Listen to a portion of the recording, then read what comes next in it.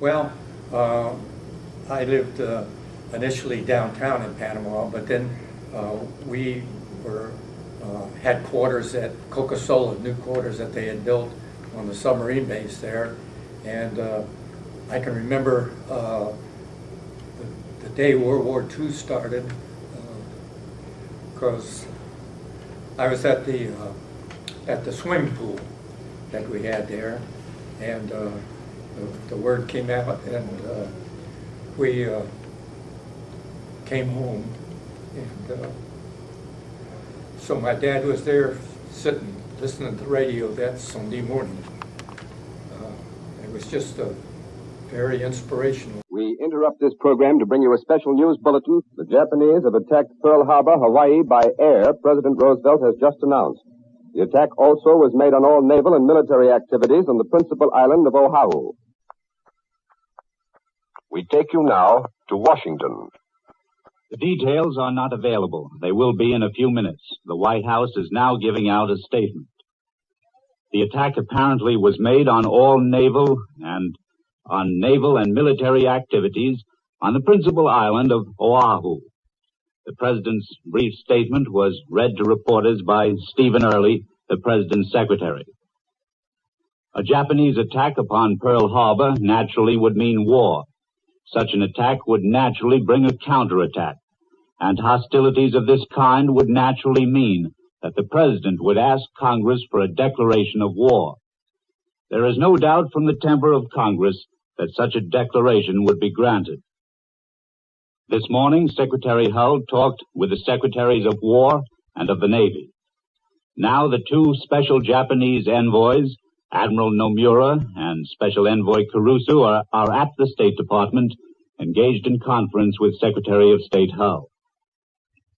Their appearance at the State Department on this Sunday afternoon emphasizes the gravity of the Far Eastern situation, where hostilities now seem to be actually opening over the whole South Pacific. And just now comes the word from the President's office that a second air attack has been reported on Army and Navy bases in Manila. Thus, we have official announcements from the White House that Japanese airplanes have attacked Pearl Harbor in Hawaii and have now attacked Army and Navy bases in Manila. We return you now to New York, and we'll give you later information as it comes along from the White House. Return you now to New York. Well, it was pretty important because in those days you listened around the radio, and my dad was very concerned because great many of his shipmates were on the battleships there that were in Pearl Harbor. And so it was pretty emotional. And just to think back on it,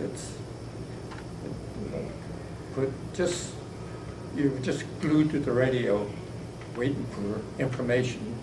And of course we had a number of drills and sandbag places for us to live in and get together first aid kits and that sort of thing. And we, of course, continued to attend school, but we were carrying our gas masks with us to school and that sort of thing. Of course, all the men got equipped with sidearms, and because one of the things they were afraid of was that the Japanese were going to attack the Panama Canal at the same time that they attacked Pearl Harbor. And so it wasn't long. It was maybe within 3 months that we were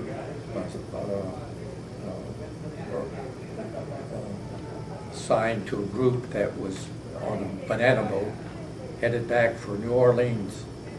And then, of course, from there we waited till my father was transferred back up to the submarine base in New London, and then we moved up to New London.